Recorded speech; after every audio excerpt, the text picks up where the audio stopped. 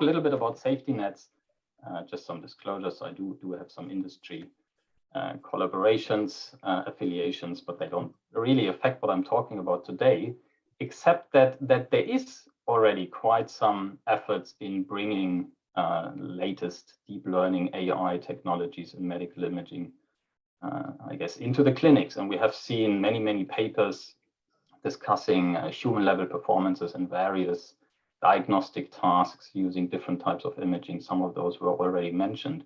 So I guess today I want to talk a little bit about what I think, or many people, I guess, discuss these days. What do we need to do in terms of extra efforts to make sure that we can translate these methods into clinical practice safely? And I think Enda has done a fantastic job discussing some algorithms or methods that are directly tackling, for instance, or addressing the issue of robustness. He had some beautiful examples of where things can go wrong when the data distribution changes. We have seen discussions about reliability. I think Ken has made a really strong point about like things happening during surgery. I mean, I don't think it can get more critical than that. I guess that's the medical imaging equivalent of a self-driving car, right? So you need real-time responses and so on. So there are many perspectives, I think, that we need to incorporate when we talk about translating these machine learning methodologies into clinical practice, and many stakeholders being involved. So I'm just trying to list a few things that I believe people are discussing, and various groups are working on different aspects of this. Of course, my background in computer science is mostly on the algorithm perspective, but of course, in our clinical collaborations, we discuss what would the doctors actually like to have in order to have the trust on using, for instance, algorithms in clinical diagnostic. And of course, we have to talk about the societal perspectives as well. So all of this is basically saying we need to look beyond test accuracy, right? We need to go beyond benchmarks. We need to go about chasing numbers in a table and beating state of the art. We actually need to go beyond. And here are some things that I think summarize what I think a sensible pipeline could look like. So we have, of course, in the focus here, the AI algorithm that we are working on, whether it's segmentation or classification. And there's a lot of work on trying to make these algorithms more robust and reliable, both in the machine learning community, in the medical imaging and computer vision community. And today I want to talk a little bit about things that we might need to put around these algorithms, so-called input and output safeguards. And I will talk a little bit about what that exactly could mean, but also, and Enda has already made, I think, a point about what can we do in order to get those algorithms to be trustworthy. So first, on robustness and reliability, I won't talk too much about this, and Enda has made that point already. Just to quickly define, and I think we are here aligned with the previous talk, what we understand under these two terms. So for me, robustness concerns the algorithm's ability to preserve its predictive performance, and that is under the variations that might happen after you deployed an algorithm. Reliability, on the other hand, is much more about whether we can trust, for instance, an individual prediction. So we have an input image coming in and we get a prediction and maybe a probability for the presence of disease. Can we trust this? Can we use that communicated confidence by the algorithm, for instance, to implement reject options? Can we say the algorithm is unsure, we shouldn't actually consider the prediction and maybe refer to a human expert? So the big question is, how do we know whether an algorithm is robust and reliable? Now, on robustness, there's a lot of work. It's a well-acknowledged challenge in computer vision and machine learning.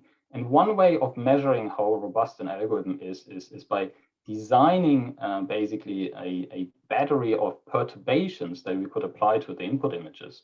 So the idea here is to come up with a set of natural perturbations that we might think could happen in the real world, right? So if I change my scanner in the hospital, or update the software of the scanner, or employ a new scanner protocol, there might be certain things that happen to the characteristics of the image. And maybe I can model this and apply this to the images for which I have maybe ground truth information, and see how the algorithm reacts. So this gives rise to what we call stress testing.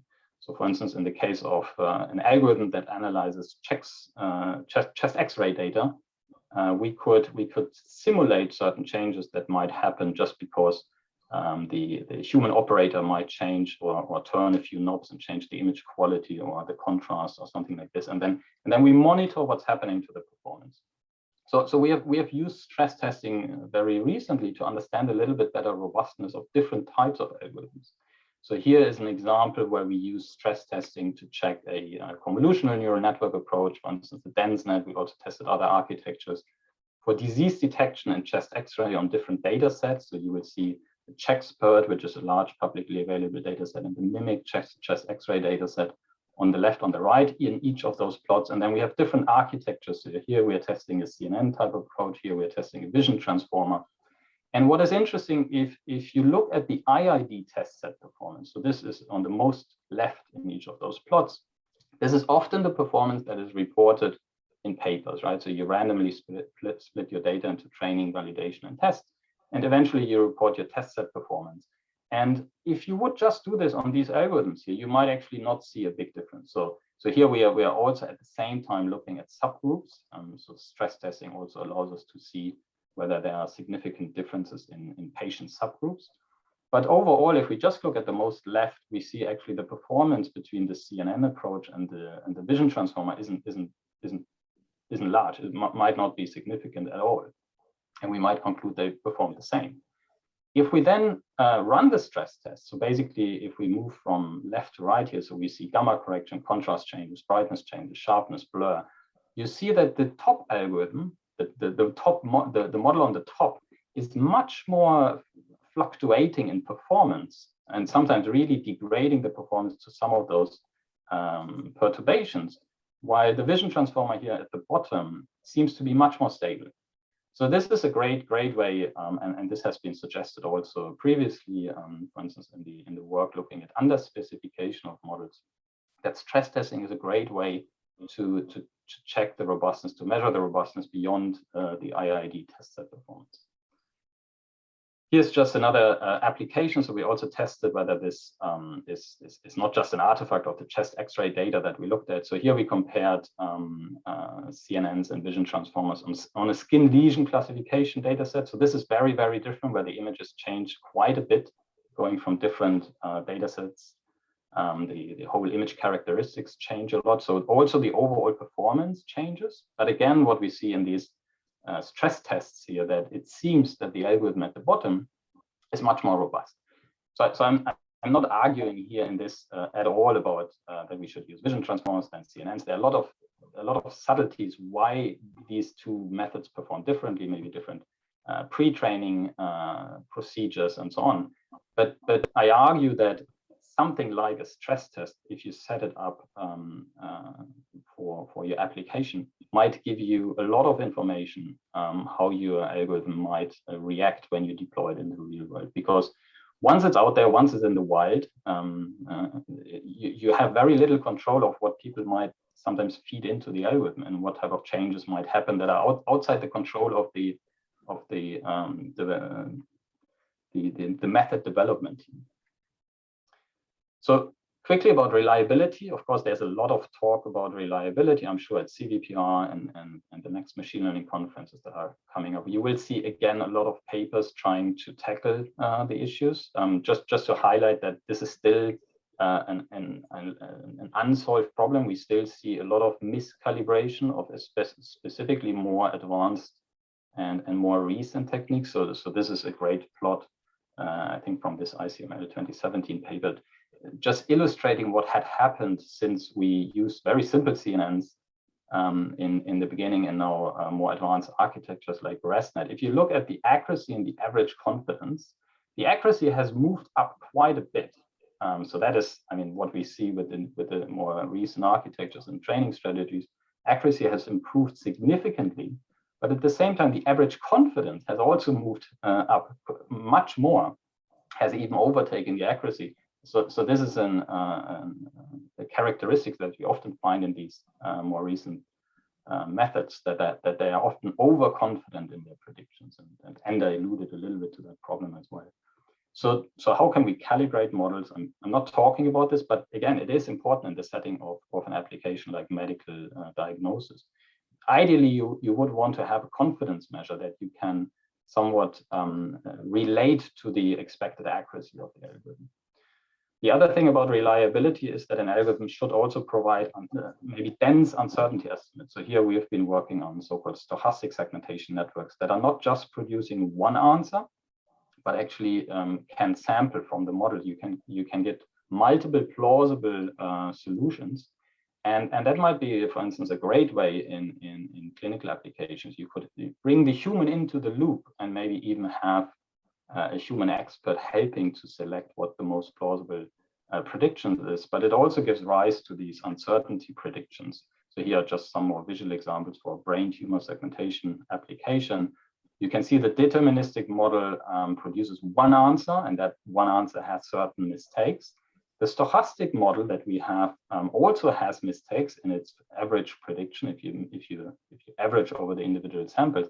But interestingly, if you look at the individual samples, some of them might be closer to the ground truth that is here on the left than others.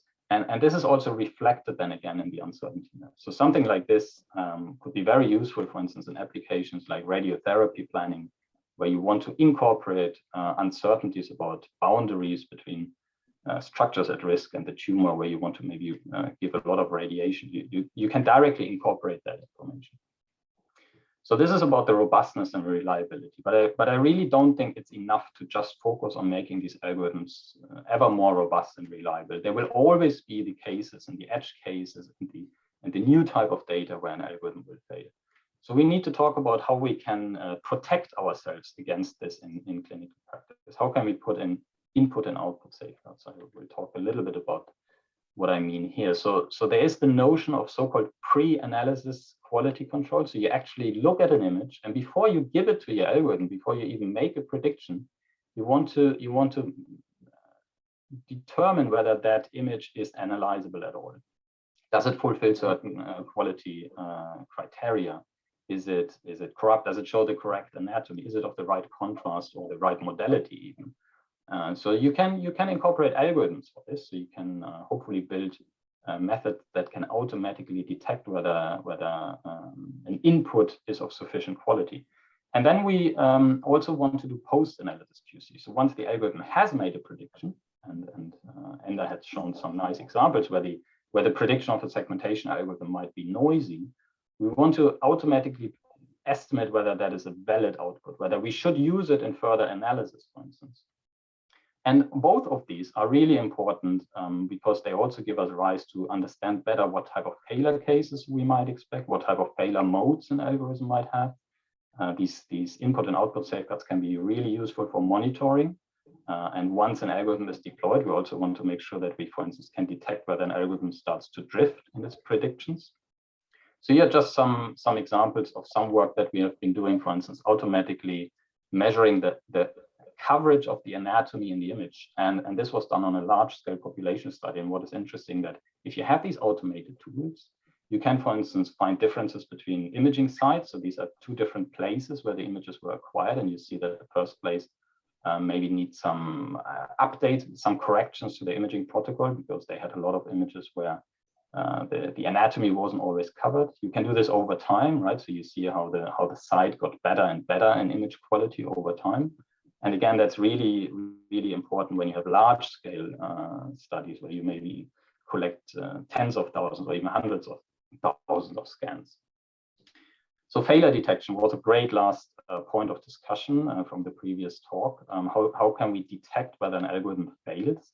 In image segmentation, we have been working on this idea of using what we call reverse classification accuracy. So the idea is that once you're in the deployment and you don't have ground truth, of course, for these segmentations anymore, how can you determine how good these are? And the idea of reverse classification is quite simple, actually. You take your training data initially, right? You build a segmentation algorithm, maybe one of those that Ender showed, and then you get a segmentation at test time, and you want to know how good it is. So here the idea is you take this segmentation So a little bit like the previous approach, where you maybe feed it to a denoising autoencoder. What we did here is we actually trained another classifier specifically just on that one example. So it's a classifier that is completely overfitted to this one prediction, where you assume that your prediction is some sort of pseudo ground truth. And then you go back to your training data or reference data where you have valid segmentations, and you go one by one and you try to find what is the best segmentation accuracy you can obtain on your training data. So on a single case level with that given prediction. And the idea here is that if there's at least one image in the training data for which you get reasonable accuracy with this overfitted classifier, then this must be a good prediction. Otherwise, you wouldn't be able to recover any of those. If you don't recover any of those, probably this prediction isn't very good. So that's the idea of RCA. We tested this on a large-scale segmentation task of a cardiac segmentation task. So this is a 4-class segmentation problem. And what we find is that the predicted dice scores that we have were very well correlated with the real dice scores that we get. For instance, in a simulation where we used an algorithm where we degraded the performance, but also we could confirm, so this was a confirmed high performant CNN segmenter for this data that was manually visually quality controlled. So we knew that the segmentations were good, and RCA could confirm this. So it predicted high accuracy for most of these scans. Now, this isn't segmentation where we have dense predictions which we can use. What about image classification? I think this is the one where the previous discussion highlighted there is more work to do. We did some of that work, and there was a reality check. So we wanted to know where we are. So this very recent work, it's on arXiv. You can look it up what we did there. But basically, we wanted to understand whether any of the existing so-called confidence scoring methods that are out there at the moment would allow us to reliably detect in image classification settings whether a segmentation is probably right or not, and whether we should reject it and maybe refer it. So it's a big benchmark. We have implemented 9 different confidence scores. So these are state of the art, I would say, very recent machine learning papers suggesting these type of scoring methods. Many of them evaluated on CIFAR, ImageNet, and similar, I would almost say toy benchmarks. So we brought them to medical imaging. We look at 6 medical imaging data sets and various different applications, binary and multi-class predictions. And in a nutshell, they don't work. And they don't work better than, for instance, a very simple baseline of taking the softmax probability. So I won't go into the details on some applications, some data sets, some of them work a little bit better than others. But overall, the take home is that either taking the softmax probability of a reasonably well-trained algorithm method or taking an ensemble currently works the best. So there are many approaches out there, confidence score estimators that don't seem to translate to real-world applications. So that's all out there. You can check this. So there's more work to do. And the last thing I want to raise or highlight is the need for not just only methodology that directly sits about these algorithms, improving quality control, failure detection, but also what we can do to make these algorithms a little bit more transparent. And I think that is in particular in the application of healthcare really, really important. There's, for example, recent work on trying to propose frameworks for algorithmic audit. And that I think is really important. It shifts a little bit the perspective from maybe the goals that we often find at computer vision or more methodologically focused conferences, which is what is the best performance I can get with my AI system. It shifts the perspective to more the idea of what is the worst mistake this system can make, and how do we know? So for this, we can employ frameworks like the SMACTA framework.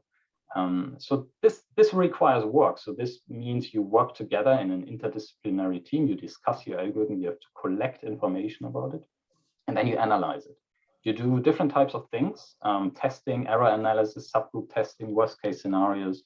But these things are all really, really important when you want to ever bring it into clinical practice. So just some examples what can happen or what you can find if you do, for instance, a subgroup analysis. So in one example, we found that if you look at the failure cases and you do it by subgroup, you stratify by certain types of diseases, you might find that an algorithm that has an overall error rate of 2.5%, so you might think, oh, this works amazingly well, that on a specific type of disease, actually the error rate was up to 50%. So you need to look at this. And then, of course, we are all aware of these reports where algorithms have learned shortcuts. They use spurious correlations. For instance, you find in your overall AUC, you might be quite happy with that performance of an algorithm. And then you see that actually, if you stratify it, whether there's a chest drain visible in the scan or not, is an immediate sign of maybe the severeness of the pathology. You have very different performance with and without chest drains.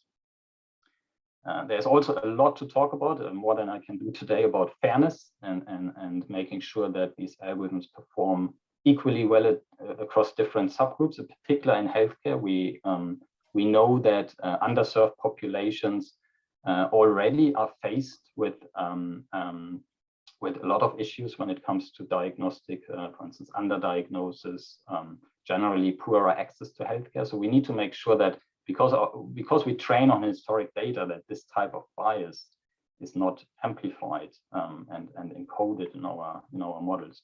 So we have been doing some work. For instance, model inspection becomes really important here. So you can look at the outputs of a disease classifier and look at different parts in the model. You can look at the last layers, the prediction layers. You can look at the feature space. You can try to make sure or try to understand whether the model might use certain types of information, maybe protected characteristics from your patient groups. So these are all really important things, and there's some work on this. The last point I want to make again is about the importance of working in interdisciplinary teams to better understand our problems. We suggested a couple of years ago to very carefully look at the data generating processes, to come up maybe even with causal models, causal diagrams that describe how the data had been generated in the first place, because that gives us actually a great way of better understanding what type of shifts might be present, what type of biases we might encode into our models. And also it gives us a rise to finding mitigation strategies. So this is really important. Just one example where we applied this to a real world application, just to show you how such a diagram might look like. So this is some work in the breast cancer detection space. And they can become quite complicated. And obviously we as computer science can't just sit down and draw up these diagrams. This needs to be done in communication and with a lot of discussion and interaction. So I hope I convinced you that there's a lot to do in order to build these safety nets, but they are absolutely important. So we need to go beyond test accuracy. We need to not stop chasing benchmarks, but in addition, we need to make sure that we have a robust and reliable algorithm, that we detect, identify, and mitigate biases. And I think there's a much more work needed also to better investigate causes of disparities and what data set biases might have effects or negative effects on our machine learning algorithms. Thank you very much.